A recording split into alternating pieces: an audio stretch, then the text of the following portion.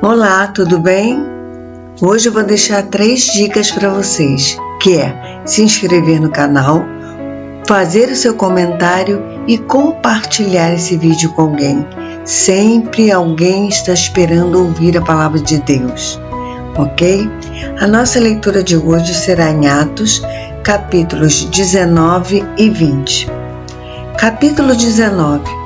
E aconteceu que enquanto Apolo estava em Corinto, Paulo atravessou as regiões altas e, chegando a Éfeso, encontrou ali alguns discípulos e lhes indagou: recebestes o Espírito Santo na época em que crestes? Ao que eles replicaram: de forma alguma, nem sequer soubemos que existe o Espírito Santo. Diante disso, Paulo questionou: ora, em que tipo de batismo fostes batizados então? E eles declararam: no batismo de João.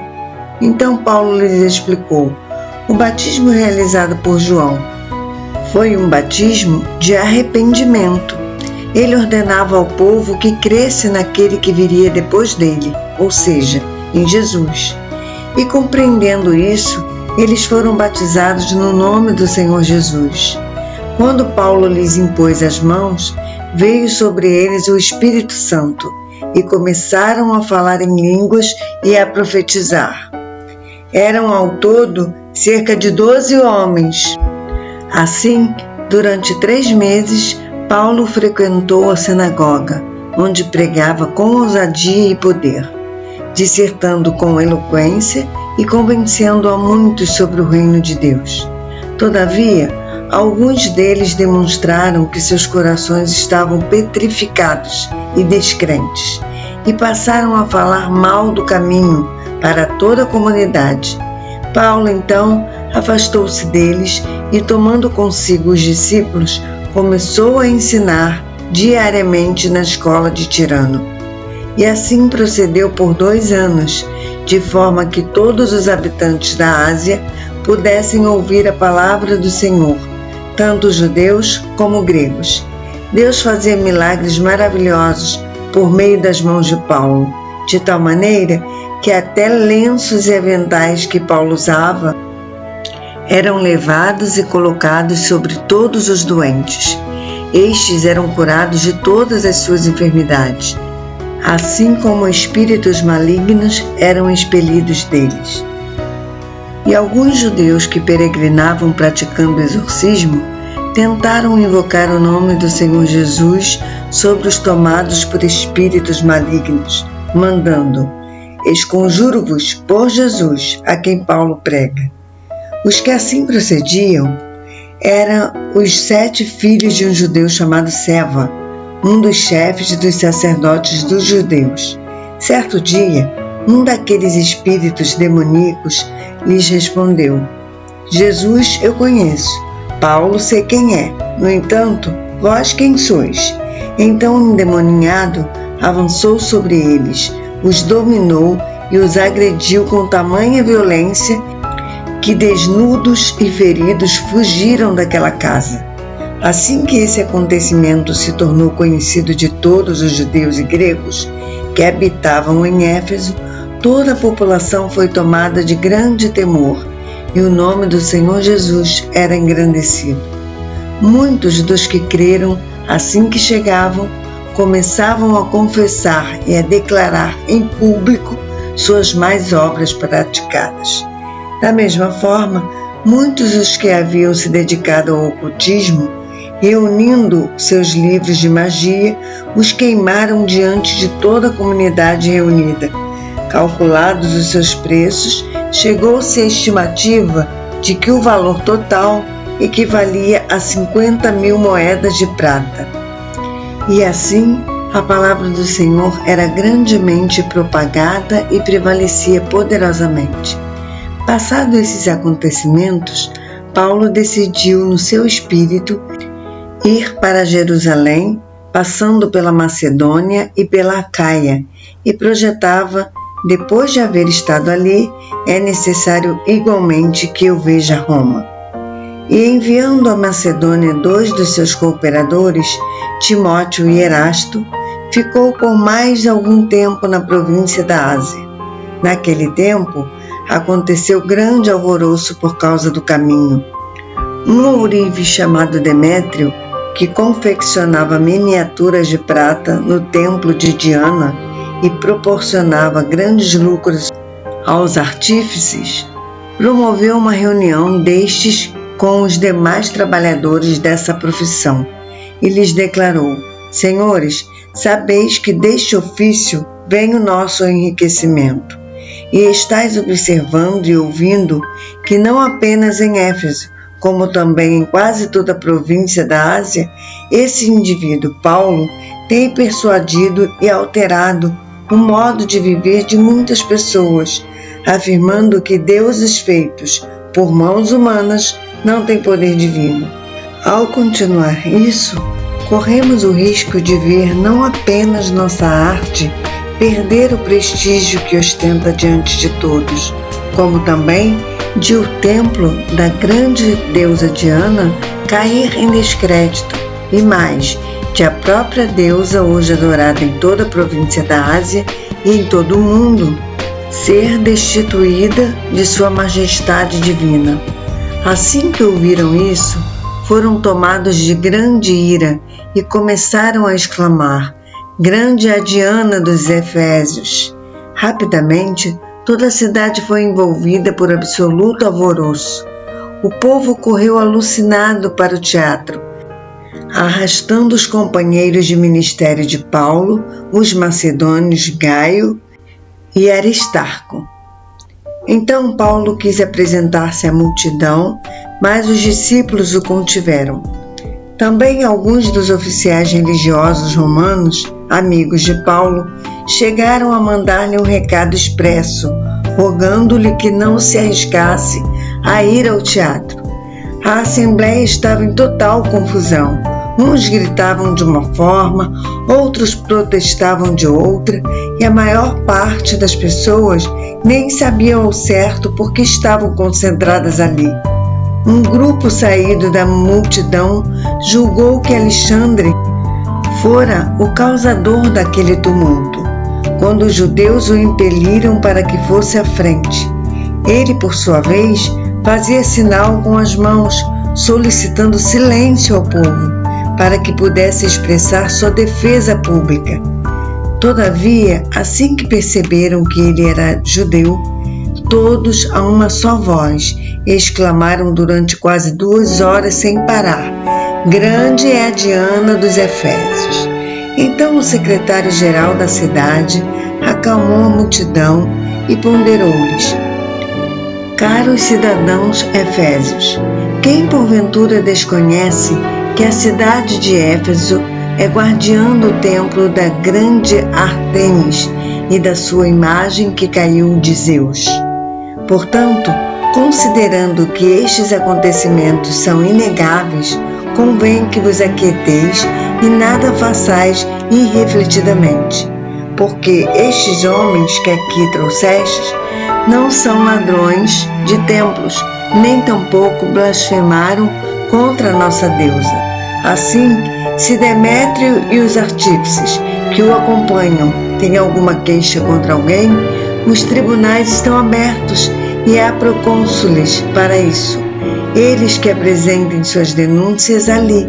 Contudo, caso haja qualquer outro pleito, este deverá ser decidido em assembleia regular, conforme a lei, porquanto, da forma como estamos procedendo, corremos o perigo de sermos acusados de perturbar a ordem pública, tendo em vista o tumulto ocorrido hoje. E neste caso, não nos haveria motivo razoável que pudéssemos alegar para justificar tamanha movimentação do povo. E tendo dito isso, desfez a assembleia. Atos, capítulo 20. Paulo volta à Macedônia e Grécia. Passado aquele alvoroço, Paulo mandou chamar os discípulos e, havendo-os encorajado, despediu-se e partiu para a região da Macedônia. Viajou por toda a região animando os irmãos com muitas exortações e finalmente chegou à Grécia, onde permaneceu por 3 meses. Quando estava pronto para embarcar para a Síria, os judeus moveram uma conspiração contra ele. Por isso, decidiu retornar pela Macedônia, no que foi acompanhado por Sópatro, filho de Pirro, de Bereia, Aristarco e Secundo, de Tessalônica, Gaio de Derbe e Timóteo, além de Tíquico e Trófimo, da província da Ásia. Esses irmãos, porém, foram adiante e nos esperaram em Troade. E nós, depois dos dias dos pães sem fermento, navegamos de Filipos e em 5 dias nos encontramos com eles no porto de Troade, onde ficamos por mais 7 dias. No primeiro dia da semana, nos reunimos com a finalidade de partir o pão, e Paulo pregou ao povo. Planejando seguir viagem no dia seguinte, continuou falando até a meia-noite. Havia muitas tochas iluminando a grande sala, no piso superior onde estávamos reunidos. Certo jovem chamado Eutico, que estava sentado numa das janelas, adormeceu profundamente durante o longo sermão de Paulo. Vencido pelo sono, caiu do 3º andar. Quando tentaram erguê-lo, já estava morto. Contudo, descendo Paulo, debruçou-se sobre o rapaz e o abraçou, declarando: "Não vos alarmeis, pois sua alma vive." Em seguida, subindo novamente, partiu o pão e comeu. Depois, continuou a pregar até o alvorecer, quando saiu para continuar sua jornada. Então conduziram vivo o rapaz e sentiram-se extremamente confortados. Nós, entretanto, nos dirigimos ao navio e embarcamos para Assos, onde receberíamos Paulo a bordo, pois assim ele havia determinado, tendo preferido ir a pé. Quando nos alcançou em Assos, o recebemos a bordo e seguimos viagem até Mitilene. No dia seguinte, navegamos dali e chegamos em frente de Quio.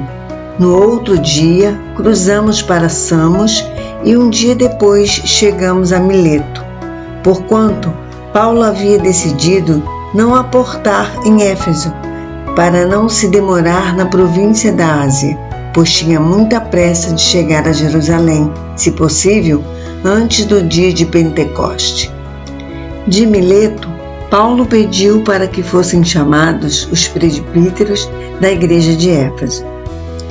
Assim que se reuniram, Paulo lhes declarou: "Vós bem sabeis como foi que me comportei entre vós durante todo o tempo em que vivi convosco, desde o primeiro dia em que cheguei à província da Ásia. Servi ao Senhor com toda a humildade e com lágrimas, sendo impiedosamente provado pelas ciladas dos judeus. Sabeis igualmente que jamais deixei de vos pregar nada que fosse proveitoso, mas vos ensinei tudo em público e de casa em casa. Testemunhei tanto a judeus como a gregos, que eles necessitam converter-se a Deus sob total arrependimento e fé em nosso Senhor Jesus. Agora, pois, compelido pelo Espírito Santo, estou seguindo para Jerusalém, desconhecendo o que ali me sucederá. Sei, no entanto, que em todas as cidades o Espírito Santo me previne que prisões e sofrimentos estão preparados para mim. Contudo, nem por um momento considero a minha vida como valioso tesouro para mim mesmo, contando que possa completar a missão e o ministério que recebi do Senhor Jesus, para dar testemunho do Evangelho da graça de Deus. Estou consciente de que desde agora nenhum de vós, entre os quais passei ensinando sobre o reino, vereis outra vez o meu rosto.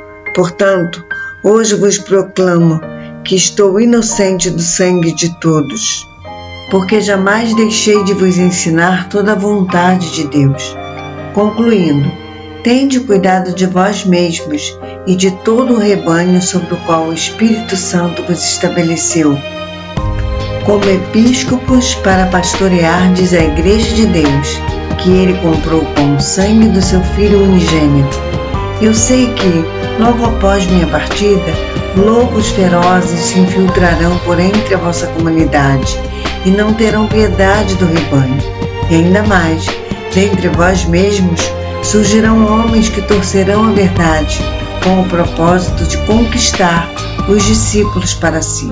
Por isso, vigiai, lembrai-vos de que durante 3 anos, noite e dia, não parei de prevenir a cada um de vós com lágrimas quanto a isso. Agora, pois, eu vos dedico aos cuidados especiais de Deus e à palavra da sua graça, que tem o poder para vos edificar e dar herança entre todos os que são santificados. De ninguém cobicei prata, nem ouro, nem roupas. Vós mesmos sois testemunhas que estas mãos trabalharam para suprir minhas necessidades e as de meus companheiros. Por meio de todas as minhas realizações, tenho-vos mostrado que, mediante trabalho árduo, devemos cooperar com os necessitados, lembrando as palavras do próprio Senhor Jesus.